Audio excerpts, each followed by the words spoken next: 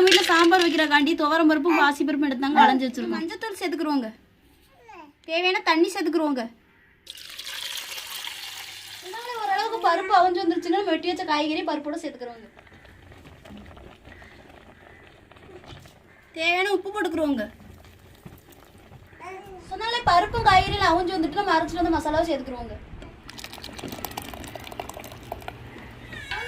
சாம்பார் கொதிச்சு வந்துருச்சுன்னா நமக்கு அரைச்சி வச்ச புளியும் பெருங்காயத்தூள் சேர்த்துக்குருவோங்க.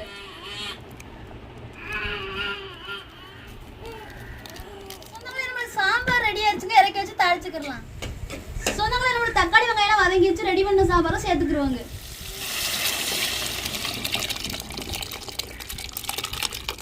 சொன்னாங்களே நம்மளோட சாம்பார் ரெடி ஆயிடுச்சுங்க, இறக்கி வச்சு குடும்பத்தோட சாப்பிடலாம். நீங்களும் ஒரு நாளைக்கு வாங்க சேர்ந்து சாப்பிடுவோம்.